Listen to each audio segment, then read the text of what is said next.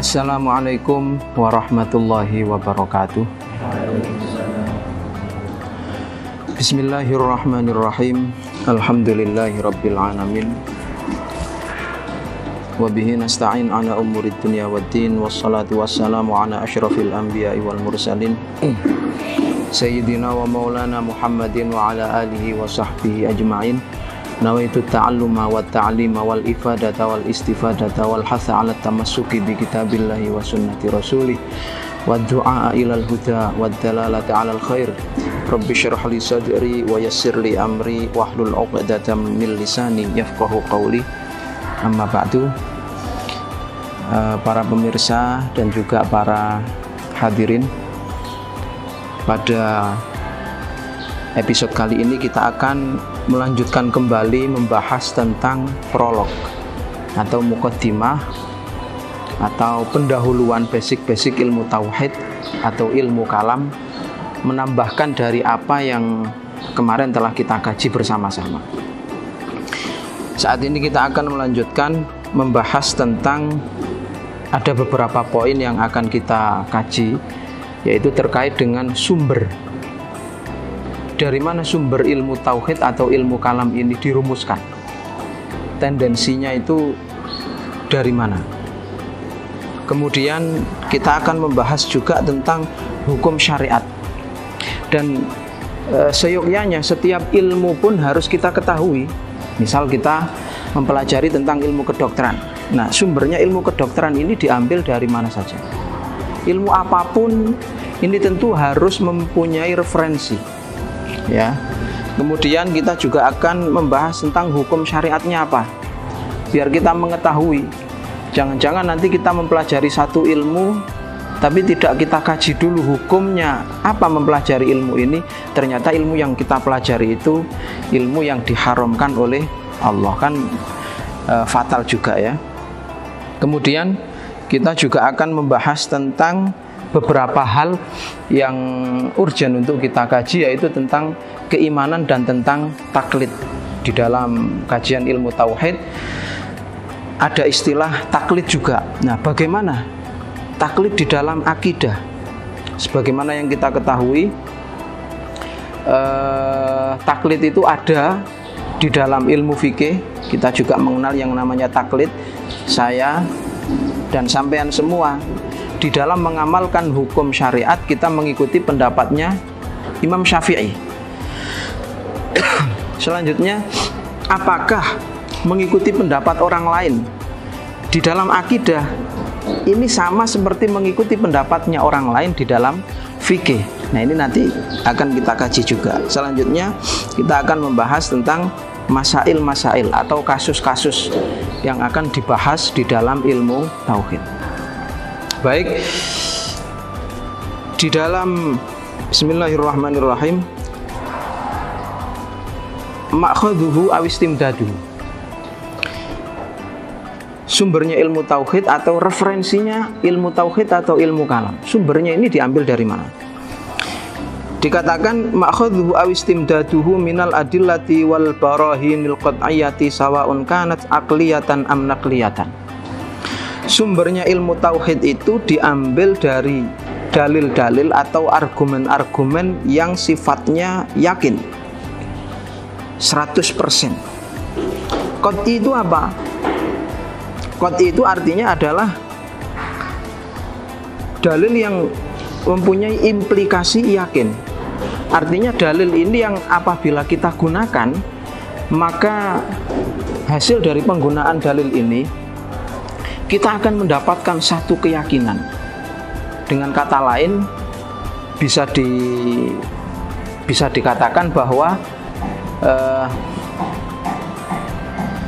dalilnya ilmu tauhid ini adalah dalil yang memiliki akurasi 100%. Levelnya ini adalah level yang paling tinggi, ya. Dalil yang dimiliki oleh ilmu tauhid ini haruslah dalil yang kebenarannya 100%. Ya. Berbeda dengan ilmu fikih. Ya. Kalau ilmu fikih itu bukan qat'i, tapi dikatakan ilmu fikih itu dalilnya adalah dalil dhanni. Dalil dhanni itu apa? Dalil dhanni itu dalil yang tingkat kebenarannya tidak sampai 100%. Jadi misalkan ya, misalkan ini di dalam satu permasalahan, ada masalah fulan, ada masalah A. Permasalahan ini hukumnya apa? Halal, apa haram, apa sunnah, apa makruh, apa mubah. Maka kemudian seorang mujtahid atau pakar fikih itu menganalisa. Dia mengambil beberapa dalil, kemudian dalil itu dianalisa. Nah, dalil yang dipakai oleh seorang mujtahid, seorang pakar di dalam urusan fikih itu dalilnya tidak harus, kebenarannya tidak harus 100%. Pak, bagaimana hukumnya mengambil buah mangga yang sudah jatuh di pinggir jalan? Nah, ini kan kita perlu untuk memberikan statement hukum, kita memerlukan yang namanya dalil. Nah, dalil yang akan digunakan oleh seorang mujtahid ini tidak harus tingkat kebenarannya, tidak harus tingkat akurasinya itu 100%. Jadi di dalam fikih boleh sepertinya halal, boleh sepertinya haram, boleh, karena di dalam permasalahan fikih. Akan tetapi di dalam permasalahan tauhid atau ilmu kalam tidak boleh kita pakai dalil sepertinya. Fatal itu nanti. Karena itu di sini dikatakan ma'khadhu aw istimdaduhu minal adillati wal barahinil al-qat'iyyah, diambil dari dalil-dalil yang qat'i. Qat'i itu artinya dalil yang tingkat kebenarannya adalah 100%. Ya. Pertanyaannya mungkin akan timbul seperti ini. Kenapa, Ustadz? Kalau di dalam permasalahan fikih kita boleh mengatakan sepertinya ini hukumnya halal, ini hukumnya sunnah. Sepertinya itu dalam arti ya bukan berarti kita ragu-ragu, ya. Kita ada dugaan kuat. Kita tidak bisa mengatakan ini hukumnya halal 100%. Karena apa? Karena ada kemungkinan tidak halal, gitu ya. Tapi ini dugaan kuat saya kayaknya mangga yang jatuh di pinggir jalan itu boleh dimakan. Dugaan kuat saya seperti itu boleh. Akan tetapi mengapa di dalam ilmu tauhid ini harus 100%? Alasannya begini. Karena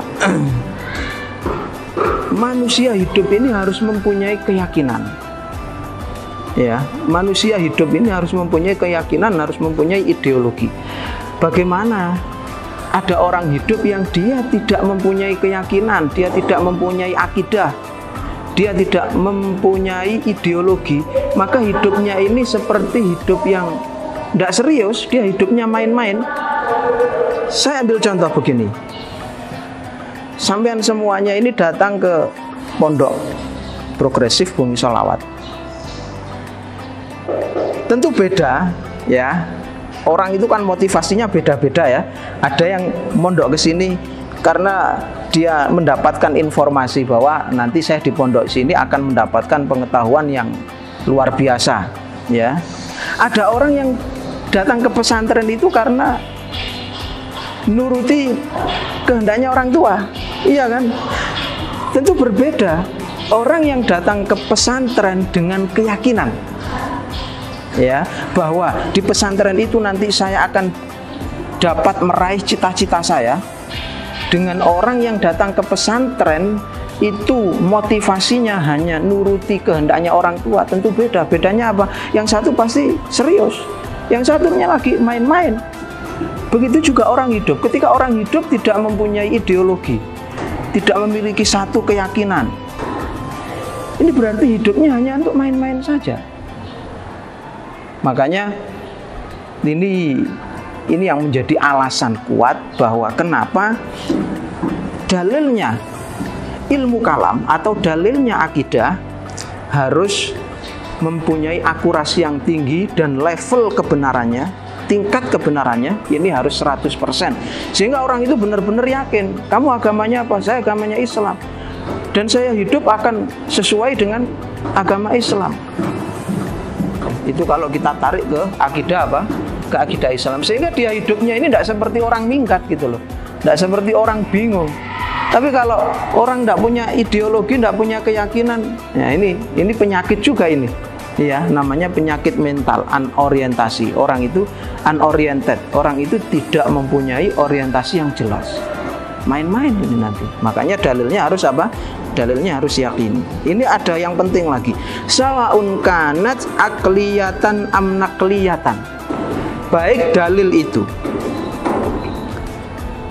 itu, dalil yang bersifat rasional, yaitu dalil akli, ataupun dalil yang bersifat nakli. Nakli ini berarti dalil yang diambil, yang diadopsi dari wahyu, yaitu Al-Quran dan hadis. Yang penting akurasinya, tingkat kebenarannya harus 100%. Nah, ini penting saya ulas, ya. Ini penting saya ulas. Begini. Apa itu yang dimaksud dengan dalil akli dan apa itu yang dimaksud dengan dalil nakli? Ini seringkali orang salah paham dalam hal ini. Dan seringkali kita melihat sebagian besar orang ini membenturkan antara dalil akli dengan dalil nakli. Yang akal bisa saja bertentangan dengan wahyu. Wahyu bisa saja bertentangan dengan akal. Wahyu harus lebih dahulu daripada akal. Banyak orang yang berbicara seperti itu, ya kan? Nah, maka dalam kesempatan ini kalian semua harus tahu bahwa yang dimaksud dengan dalil akli adalah dalil yang memang diambil dari pemikiran. Murni, pure, semuanya diambil dari apa? Dari olah pikir. Kemudian yang disebut dengan dalil nakli yaitu dalil yang diambil dari wahyu dan dari akal. Ini yang harus sampean pahami. Ini banyak orang yang tidak ngerti. Dikatakan dalil nakli itu adalah dalil yang diambil dari Al-Quran dan hadis.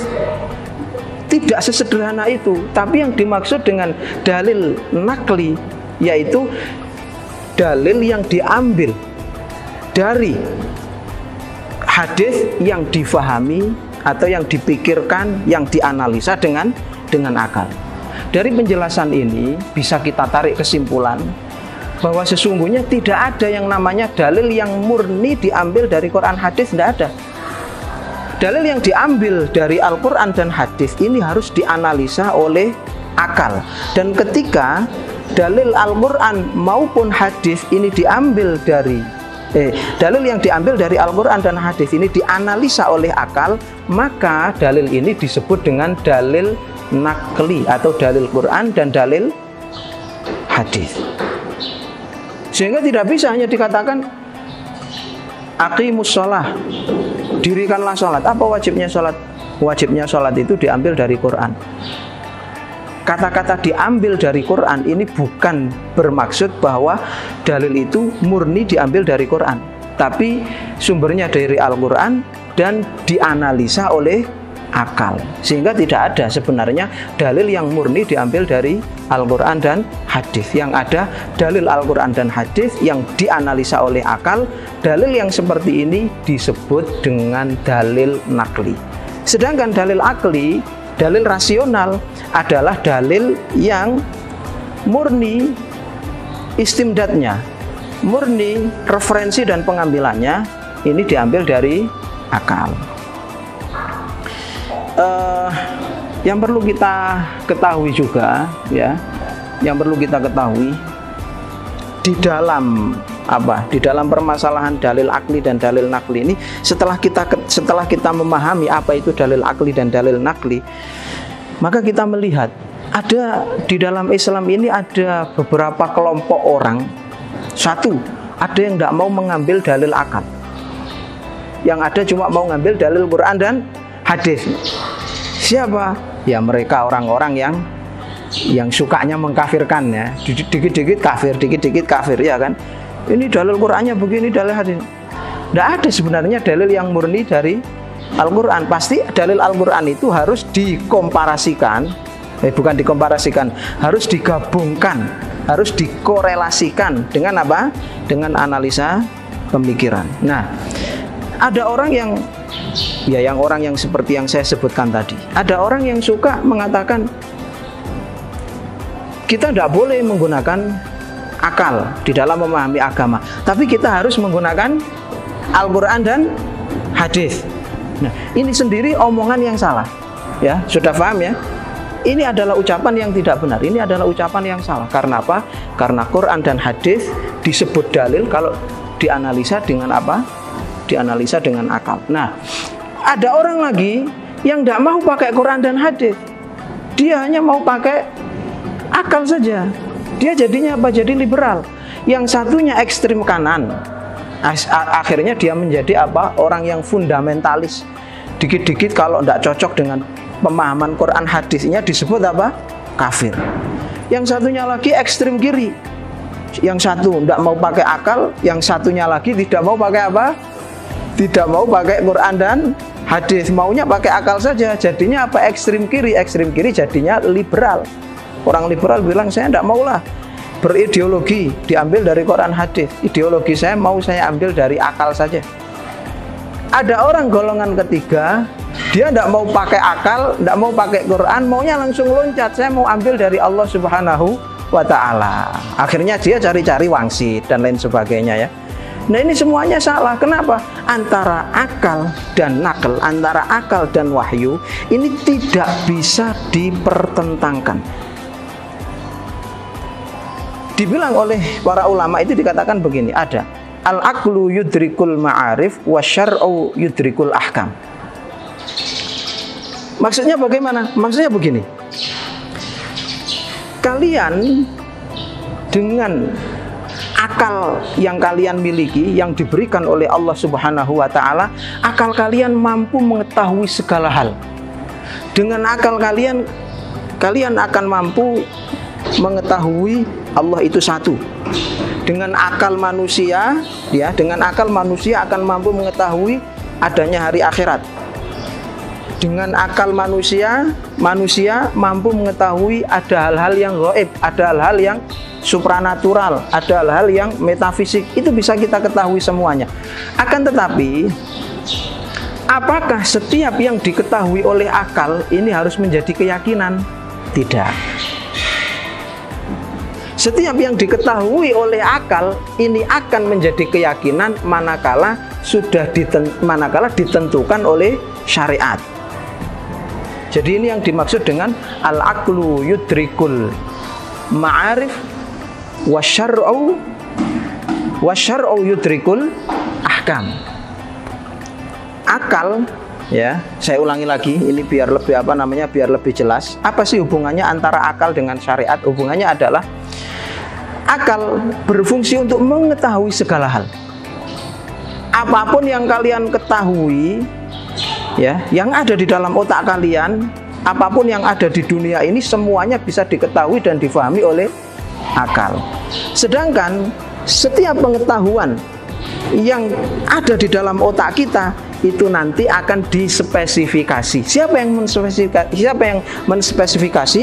Yang menspesifikasi adalah syariat. Oh, pengetahuanmu tentang Allah ini kalau kamu yakini, gitu. Bukan hanya sekedar pengetahuan, tapi kalau kamu yakini berarti kamu selamat. Oh, pengetahuan kamu tentang sholat ini kalau kamu lakukan berarti kamu dapat pahala. Kamu mengetahui tentang zina. Oh, pengetahuan kamu tentang zina, ya, ini kalau kamu lakukan maka menyebabkan kamu akan mendapatkan siksa. Jadi kalau sudah kita mengetahui hal ini, kalau kita sudah memahami hal ini, maka pertanyaan-pertanyaan atau pernyataan, statement yang sering kali membenturkan antara akal dengan syariat ini sudah terjawab, sudah selesai. Jadi akal berfungsi untuk mengetahui segala hal, sedangkan syariat berfungsi untuk menspesifikasi terhadap pengetahuan akal menjadi beberapa hukum dan akidah. Oh, pengetahuanmu tentang ini jadi akidah, pengetahuanmu tentang ini tidak jadi akidah. Saya tanya, ya, misalkan dengan akal manusia, kalau dia mau berpikir, dia akan bisa mendapat satu kesimpulan bahwa Allah itu satu. Dengan akal manusia, dia akan bisa berpikir dan memiliki kesimpulan bahwa Tuhan itu ada. Dari mana? Ini saya beri contoh. Dari mana manusia itu bisa mengetahui kalau Tuhan itu ada? Dengan adanya alam semesta. Jadi saya ulangi, al-aqlu yudrikul ma'arif wal ahkamu wasyar'u yudrikul ahkam. Saya ulangi, al-aqlu yudrikul ma'arif wasyar'u yudrikul ahkam. Akal mampu mengetahui segala hal, sedangkan syariat menspesifikasi pengetahuan akal menjadi hukum dan akidah. Oke. Dengan penjelasan yang singkat ini, ya, sudah terjawab bahwa sebenarnya antara syariat dengan akal ini bisa bertentangan enggak? Tidak bisa. Kenapa tidak bisa bertentangan? Karena setiap apapun itu bisa kita ketahui, bisa difahami oleh akal. Sedangkan syariat itu nanti fungsinya apa? Fungsinya adalah menspesifikasi pengetahuan yang dimiliki oleh manusia menjadi beberapa hukum. Makanya ulama-ulama zaman dahulu itu ulama-ulama zaman dahulu itu menyatakan bahwa akal ini membantu syariat. Ya, akal membantu apa? Syariat. Disinilah korelasi atau hubungan antara akal dengan syariat. Oleh sebab itu, istimdad, makhod, sumber dan referensinya ilmu kalam itu tidak bisa hanya diambilkan dari dalil nakli saja, tapi harus diambilkan juga dari dalil apa? Dalil akli. Saya beri contoh lagi, ya, saya beri contoh lagi biar mudah difahami. Setiap sesuatu ini bisa difahami dan diketahui oleh akal, ya. Cuma terkadang untuk membuktikan, terkadang untuk membuktikan benar dan tidaknya pengetahuan akal ini perlu waktu. Lah, kalau ada pertanyaan, Pak, ini tidak masuk akal, ini tidak masuk akal, ini tidak masuk akal, kita tidak boleh tergesa-gesa untuk menjustifikasi bahwa satu permasalahan itu tidak masuk akal. Tidak boleh. Di dalam ilmu tauhid nanti kita akan bahas apa sih sebenarnya masuk akal dan tidak masuk akal itu. Nanti kita bahas, ya. Karena apa? Karena setiap yang kita ketahui dari informasi, ada informasi dari Al-Quran atau informasi dari Al-Hadis, itu harus ditimbang dengan akal. Masuk akal atau tidak masuk akal itu nanti ada standarisasinya. Sehingga kalau pemikirannya sesuai standar ini disebut masuk akal, kalau tidak sesuai dengan standar ini disebut tidak masuk akal. Tapi saat ini yang sering terjadi sehingga orang itu sering menjustifikasi ayat ini tidak masuk akal, itu tidak boleh kita tergesa-gesa mengatakan dan menjustifikasi bahwa ayat itu tidak masuk akal. Mengapa demikian? Untuk membuktikan kebenaran pemikiran ini ada yang bisa dilakukan secara spontan, ada yang butuh waktu. Saya beri contoh begini.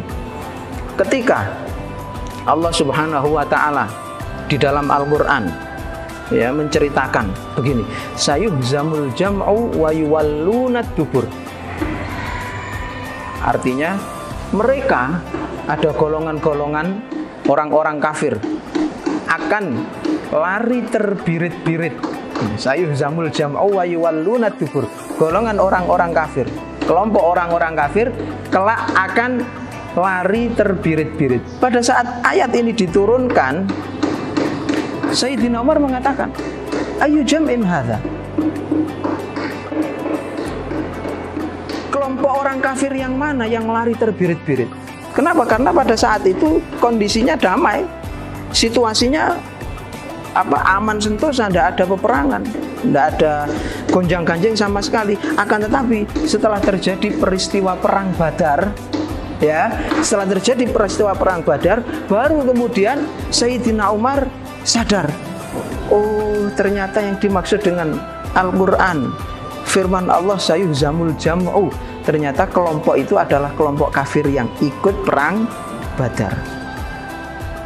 Pada saat itu mungkin orang akan berbicara, ini bohong, ini Al-Quran. Tapi apakah kita mengatakan tidak masuk akal? Tidak boleh.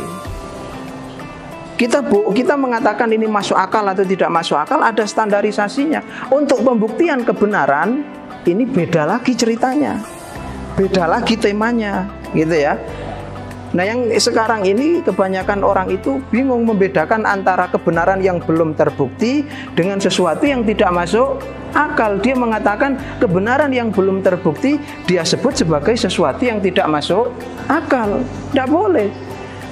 Al-Quran berbicara akhirat itu ada. Orang liberal mengatakan akhirat itu tidak ada. Kenapa? Mana sekarang kalau akhirat itu ada?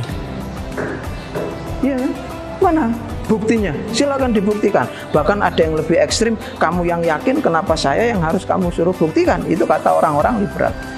Apakah kita kemudian mengatakan bahwa Al-Quran itu bohong dan Al-Quran itu tidak masuk akal ketika Al-Quran menjelaskan tentang apa? Akhirat? Jawaban kita tidak. Selama informasi itu sesuai dengan kaidah-kaidah pemikiran rasional, kita katakan informasi itu masuk akal. Tapi untuk membuktikan bahwa informasi itu benar atau tidak, ini urusan lain. Karena setiap sesuatu itu pasti mempunyai waktu. Orang zaman dulu kita cerita besi itu bisa mengapung loh di atas air. Sampai dikatakan orang gila. Orang gila ini udah tidak masuk akal.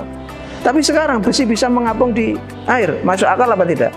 Masuk akal. Nah, ini yang sering kali kita itu salah. Mengatakan sesuatu yang belum terbukti kita justifikasi sebagai sesuatu yang tidak masuk akal. Makanya di sini kita harus benar-benar paham bahwa referensi atau sumbernya ilmu tauhid itu diambil dari mana? Dari dalil yang tingkat kebenaran dan akurasinya harus 100%, baik itu diambil dari dalil akal maupun diambil dari dalil apa? Dalil nakli. Saya kira itu dulu yang dapat saya sampaikan. Ya, ini kita kita perhatikan, kita angen-angen ya. Kemudian kita pikirkan bersama-sama.